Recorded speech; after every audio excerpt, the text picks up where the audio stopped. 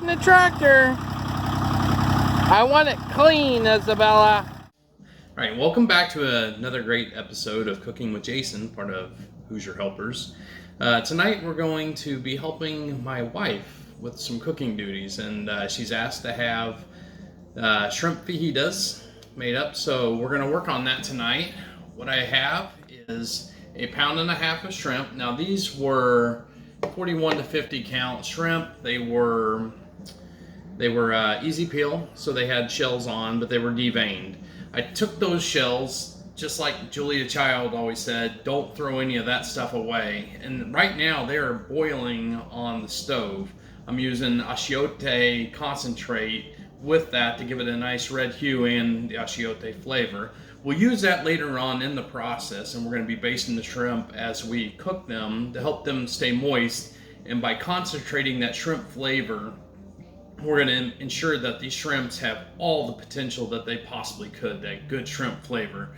With that, we're also going to be cooking with green bell peppers, a red bell pepper, and a yellow bell pepper. We're going to be making some fresh pico. It'll be a light pico, not a very spicy one for my kids. But we got fresh tomatoes. We've also got 2 large yellow onions. We got cilantro. We're also going to be making some sliced radishes to go with this. We'll be eating this on tortillas, corn tortillas most likely, and we'll go through all that process of preparing that. So to start, I'm going to start by cutting up some of the vegetables. I've got my 8-inch chef knife here. I'm going to start with just the onions. So I like to cut them in half first. I find that cutting them in half makes it a little easier to start with the cutting process. So I'll cut those up and join me back here in a minute. And voila, we have the YouTube magic of instantly sliced onions. Now this was just the first one. I sliced it about 1/8 inch thick. There's some variability as well, but about 1/8 inch thick is what I sliced. Now I only cut one up because the next part we're going to cut is for the pico. That'll be a slightly different cut. This is for the fajitas, and the pico we want more of a fine dice, so stay tuned. And just like that, once again, the magic of YouTube. Isn't it amazing? It's great. I just wish it really happened like that in real life. Next, we're going to start working on some of the other stuff for the pico de gallo, because we really want that to marinate while we're doing a lot of the other cooking. So I'm going to start on the tomatoes next. Start with just I'm going to use a paring knife and just wash small tomato, and nothing special about these. So I'm going to first, I like to go in and core them first. You might have a different preference. Some people like to slice them whole. I just like to pop that core out. It comes out pretty quick. And then I'll go to slicing them, and then once I get them sliced, then I'll cross cut them for dicing. So see how easy that is? And these tomatoes actually look pretty decent for a store-bought tomato. Our garden should start producing here in the next couple months, so it'll be nice to have fresh tomatoes, but for now this is what we have to work with. So I'm going to finish this up, come right back. Thanks. Alright, well, we're done with the tomatoes with the onions, and normally you would use like a jalapeno pepper or something along those lines to add a little spice. Again, due to having kids that don't like spicy food, we're using green bell pepper. Now the green bell pepper will give it a good pepper flavor, but it won't give you the heat. So if you like spicier, I would suggest going for a jalapeno. What I probably will do is I've got some dehydrated peppers, red jalapenos that were out of the garden last year at the end of the season. I've got some of those dehydrated. I probably will mix just a little bit in just to give it just a little bit of heat. But we are going to keep this one pretty mild. So let me get these sliced up and we'll be right back to you. Alright, so we're going to mix in our ingredients. I've got the peppers, tomatoes, onions, and cilantro in this bowl. I'm going to add them into my mixing bowl now. Don't worry about dirtying an extra dish. We will put it back into this white bowl for serving, but we needed a little bit bigger bowl for mixing without making a mess. So I was going to add a little bit of my dried chilies from last year. So we're going to add just a bit, not a whole lot. We don't want it terrible spicy, so add some of that in there. We did put salt into the solution, but I do want to add maybe just a pinch more, because there's quite a bit of vegetables in this so far. Also, I'm going to add just a little bit of black pepper. Not that it's for the heat, but I do like the combination of black pepper in it. And last but certainly not least, a little bit of cumin powder. Adds a little more complexity to it. So with that, add my solution of vinegar water and give it a nice toss.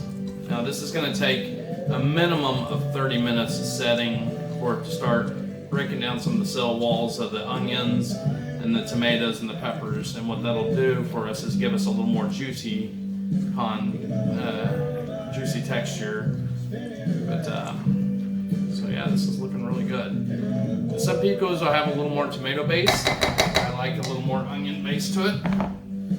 And you could also add some diced garlic to it if you'd like. So for the ingredients list, we've got 3 small tomatoes. We have actually about 3/4 of 1 yellow onion, 1 green bell pepper, a teaspoon of salt with a little extra dash, 2 tablespoons of white vinegar, and 2 tablespoons of water. That's the pico. We're going to put this in the refrigerator and let it set. For the next part of the dish, we're going to go ahead and slice the radishes. Now, you're going to want a really good sharp paring knife. This one is a fairly rigid knife. It doesn't flex very much, which is good for when you're trying to slice things thin and have a lot of control over the blade. These are just whole radishes. I ripped the tops off, and they still have the root. They've been washed well, though, and so I'm going to slice them up. We'll go ahead and do some of this video here. So first I just cut the ends off that you don't want, because we don't want any of that green color, and obviously you don't want the taproot.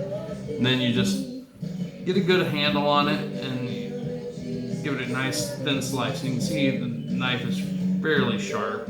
You can slice through these to give you an idea of the thickness. They're pretty thin. They will be variable, but pretty thin. So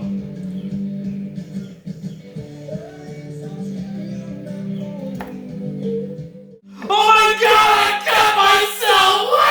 Why are you laughing? It's not funny! Just kidding. That's just ketchup. So next up, what we got to do is we got to slice these peppers, and we got to get them prepped. So for the fajitas itself, we'll probably use all 3. We're going to use a red, a yellow, and a green one for those.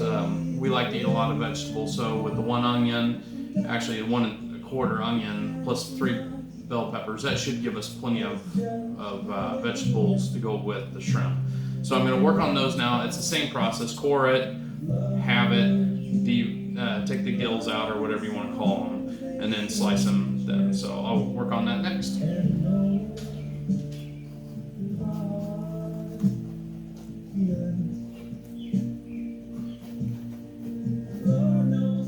Alright, we're back at the stove here. We're going to go ahead and start cooking our peppers and onions, and as you can tell, we've got the pans pretty hot. They're at smoke temperature.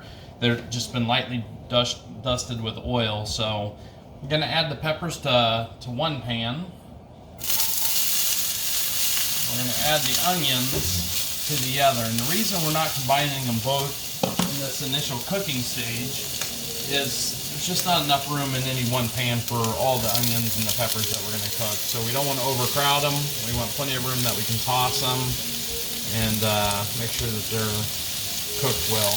I do have the heat on high, so it's going to get quite hot on them. And what we're looking to do is get them to caramelize pretty quickly. Give them a pat down just to make sure they're all setting down tight against the pan, and we'll go from there. While we're waiting on the onions and peppers to get caramelized, it's always a good time to stir your pico. And what this will do is ensure that the top onions and the top everything gets incorporated down into the solution as well. You can already tell they're starting to get a lot of juice, which is good. That's what we want. We want that juice to help to marinate everything. Plus, it's good to blend it all together to make sure that you're incorporating those flavors. Here in a little bit, we'll taste it to make sure we got plenty of salt, that we don't need any other additional spices. So we'll see you back at the stove. So we've been cooking just about a minute now. I'm going to go ahead and start tossing the onions. And you see they're starting to get that nice caramelized color to them. We want to ensure that we get that pretty evenly on all the onion pieces. Kind of break up any chunks that didn't kind of fall apart. And then continue cooking them down just a little bit more. One other important note is I have not salted the onions or the peppers. And we don't want to do that because if onions are really bad about it, if you salt them too early, they'll liberate too much moisture too quickly and we'll end up creating a soup of onion as opposed to a nice dry caramelized onion. So just keep that in mind. Gonna go ahead and give the peppers a toss. They're looking really good. Getting some with char. Alright, so now I've got the onions pretty much caramelized to a point that I'm happy with them. I'm going to add those to the peppers. And we're going to finish cooking them all in the same pan. So to this pan, we're going to add our shrimp. Put it back on the burner. Let it get good and hot again. And we're going to go ahead and toss in those onions with the peppers. And turn the heat back up on high with those.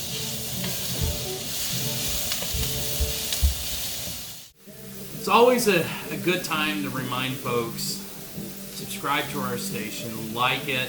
If you like the video, like it, put comments. The comments are what drive us to change what we're doing. If you're interested in seeing something else, let us know. And it's really important. We are a variety channel after all. We've got some tractor videos, we've got some gardening videos, we've got some cooking videos, and we're always looking to change it up a little bit. I'm going to add just a little oil to my pan for the shrimp, just a drop to recoat that pan.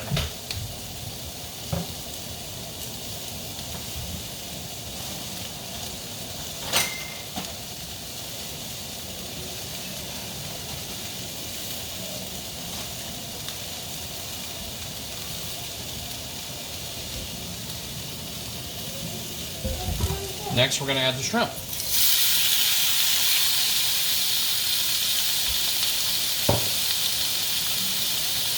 To the shrimp, we're going to add just a little bit of salt.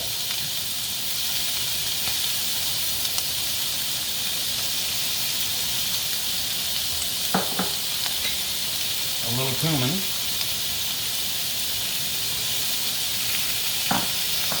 And a little black pepper. Maybe a little more than a little black pepper. Keep in mind, this is going to season our other ingredients as well. We're also going to go ahead and toss the other vegetables so they finish evenly cooking.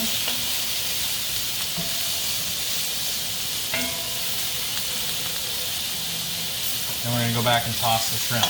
Shrimp are going to cook pretty quickly, so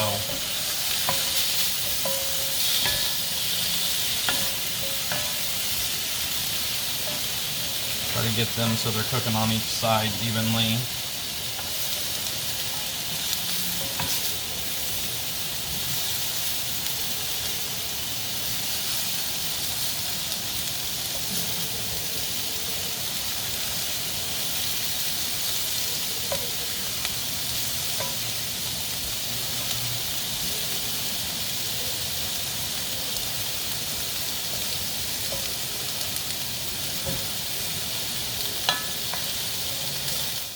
So now we're going to add the shrimp stock that we made from the shells with the achiote in it. So we're just going to add that in there, and we're going to steam cook those shrimp to kind of finish. The other thing that this does is it deglazes the pan.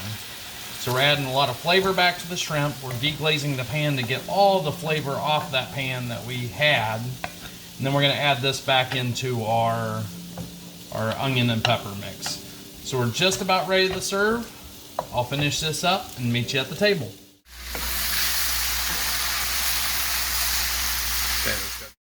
Through all this cooking, it's finally time to add the salt. And the whole reason is we don't want it to be watery, so add it at the end. So I hope you have enjoyed this episode of Hoosier Helpers Cooking with Jason.